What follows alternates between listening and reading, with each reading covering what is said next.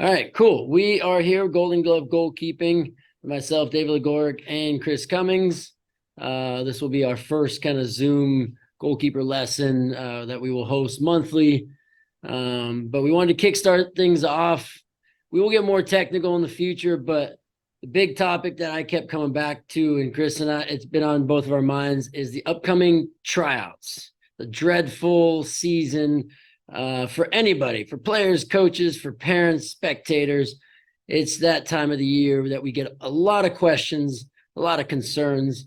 So we did want to touch on a few basic general advice tips that, from a goalkeeper's perspective and a goalkeeper coach perspective could really help out, ease your worries, and maybe help out with performance. So we had a couple kind of questions that we wanted to address. We'll mix in some hopefully personal experiences as well, so that you know that we've all been through this exact same situation. So, Chris, you want to start us off with the? Yeah, of course. No, we'll cover just generalizations of tryouts and preparation and go from there. But I'll start off. So, David, we talk about tryouts and preparing. How should players be preparing for tryouts? I think right now the main thing is for any player to do the same work that they're doing from Monday to Friday, the consistent hard work that they're putting into training now. They just have to go out, be relaxed, and do the same exact performance in that new environment, which it's easier said than done, because obviously you'll be in a new field, a new group of coaches surrounding you. But the main thing is to really put yourself in the same training environment mentally as you are Monday to Friday in your normal team situation and goalkeeper training situations, so that you feel comfortable and you perform sort of at your same peak performance as possible. So the best thing is to kind of go in with a very clear mind, with no expectation, and just do what they do week in and week out. No, I think that's spot on. It's like having that mindset. It's just another day, you know, just do you. I know we talk about it all the time. Golden Glove, be you, you know, and come from there. So what type of mindset what type of mindset should you have within the tryout process? The mindset, I think, is probably the most important. Obviously, calm and confident.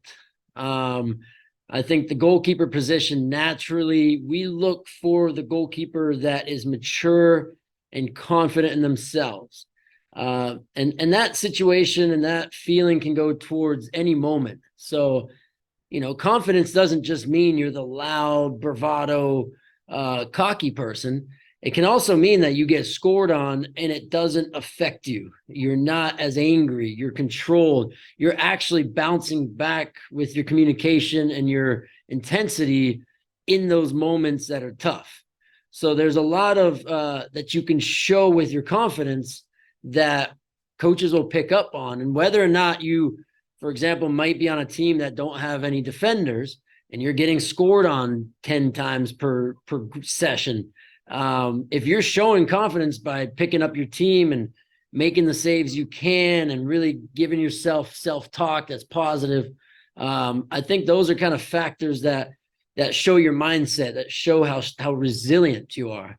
And at Golden Glove, we had our three core values that we really stress upon, and we really want to continue pushing out. Is that number one is to be resilient, to be strong, to allow mistakes, but to show how we react.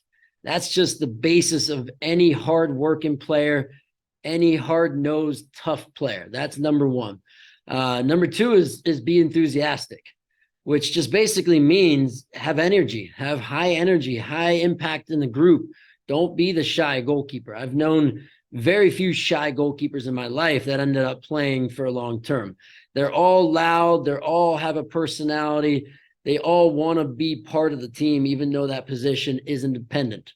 And the third one is to be yourself, be you. Why that's important is again, going back to personality, the goalkeeper has to be confident, self-reliant, resilient, all these things that field players don't necessarily have to have. And so that personality needs to show how strong they are mentally, physically. They're the backbone of the team. And so to just be a shy person who just sits in the back, makes saves, it's not a goalkeeper that we would search for. We would look for the kid who, when things are going tough, they're the backbone trying to help pick the team up. So within those three core values, there's a lot you can show in a session. That's not always about just making the save. No, I mean, we talk about mentality a lot and think about our pillars of being a goalkeeper. It's beyond the physical, the tactical, the technical. It's the social, it's the leadership elements that really can drive home, especially within the tryout process. When you're in tryouts, you might not even get shots. It's all about the warm up, or you know what I mean? It's like so many variables within the goalkeeping position that really get you noticed. Yeah, I think you go to a lot of the tournaments just like I do, the showcases, where there are hundreds of coaches. There are many games going on all at once. And recently in some of the tournaments we've been to, the weather hits bad, which makes all sorts of extra complications. And so I think goalies want to know, how do we stand out in those kind of tough moments. And so we've talked about sort of what are the just little surface traits? What are the main things that if I were to be walking by the field and that 2.5 minutes it takes me to walk past your field, what are the things that might make me turn my neck over? And that's something that maybe from your perspective, you can kind of say what a couple of things you might see. Yeah, I mean, ultimately, you want to see presence, right? And presence is more than just your voice. It's positioning, it's controlling the area, it's but also organization, set pieces. There's so many little nuances. So we talk about presence, it's beyond just your voice. It's just commanding the whole area in front of you, the space between, and then also within the layered communication. But things I look at, I mean, there's so many different variables, but within anybody, you got to know, understand the system, the game model that they're playing. Whether it's a possession team, they're going to look at the feet. If it's not, can you smash it? So it's all these different traits that go hand in hand with the head coach or with the game model of who the team is. But, you know, if you have an understanding of that, the tryout process has a clearer picture. That makes sense because, like, especially FKK, we like goalkeepers to have confidence in their feet. I think we've historically had goalkeepers that are almost overly confident with their feet. It's been pretty phenomenal. But because of that, I think we're a little bit, it's not that we want you to have perfect feet, right? Like, you might actually be quite bad initially, but to show us that you don't mind using your feet, that you like a back pass and you are going to deal with it the best you can. And maybe you do need to work on the touch of the outside of your inside of your foot, but I think that's something we look for, is that a keeper that doesn't shy away from a good back pass. Yeah, it goes back to like not afraid to make mistakes, but understanding the value in becoming better, you know. For sure. But to move on, so we were talking about, we talked about preparation, talking about mindset.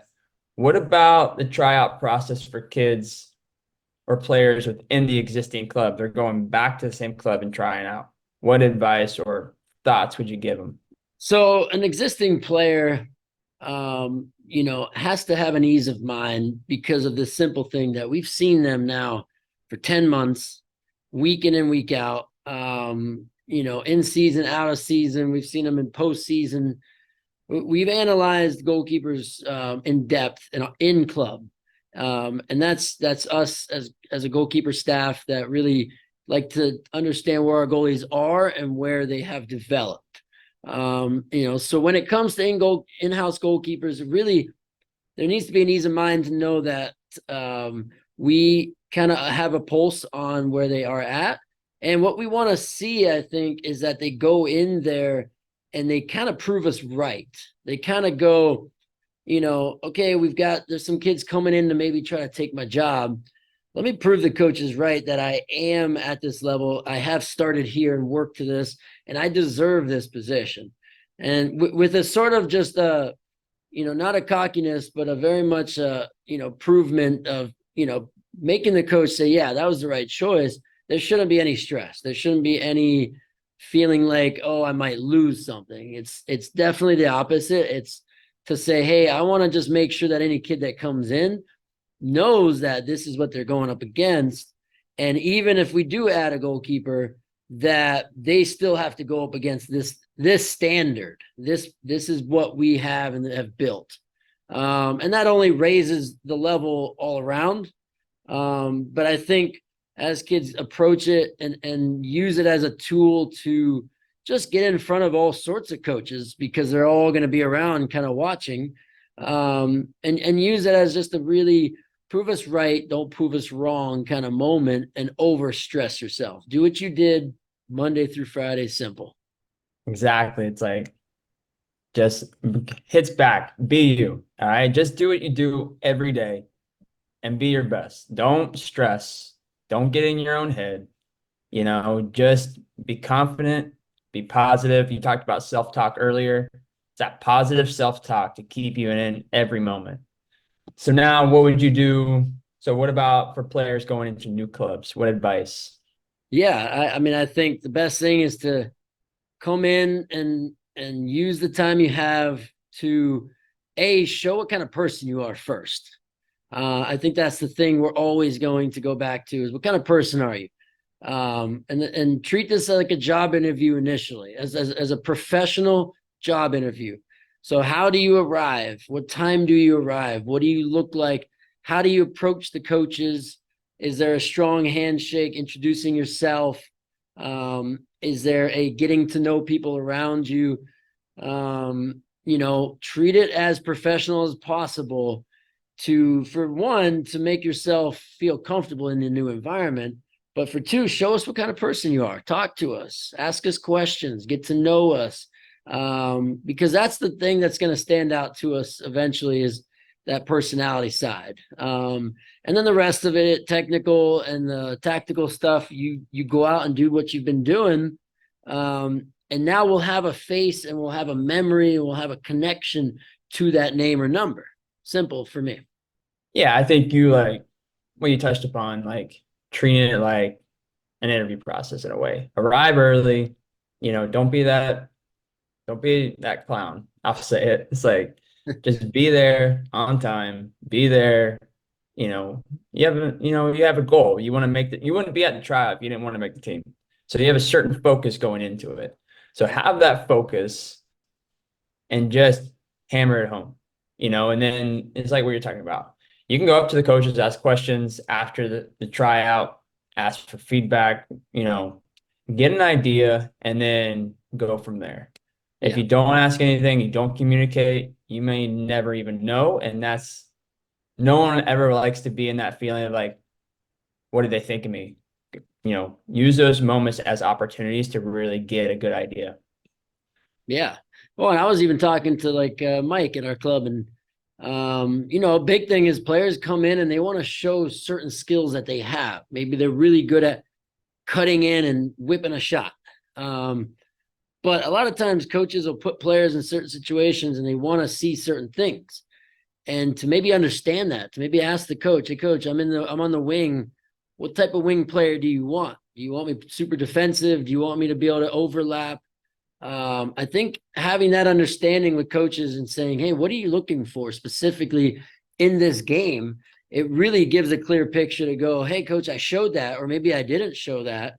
And that gives you a real clear picture of what kind of player that coach is looking for. If they say, hey, I want you to get a back pass and I want only balls down the middle. That's all I want. Balls down to the 6, and then they'll play it from there. And if that's what you are able to do, then that's that you'll know that style, that coach on that team. So that going back to that, speaking to coaches and getting to know them is for me huge. I mean, that's a great example of like, coach, what style, like just to get in front of them and then, hey, this is what, give me a little piece of advice and execute it, be huge. Huge. I mean, and I would say at the end of the day, you got to have fun. If you're not having fun, maybe it's not the right spot, you know? Agreed. You won't not have fun with me and Chris there, though. That's for sure. Yeah. Um, well, we should probably hop off here. It's been great to at least be able to chat about that, get your thoughts. But Again, from Golden Glove goalkeeping, we have the three core values: be resilient, be enthusiastic, be you. Hopefully that starts to stick a little bit more, and in our training and outside. So tune in for more. We look forward to talking to you guys live next time. Good luck at tryouts.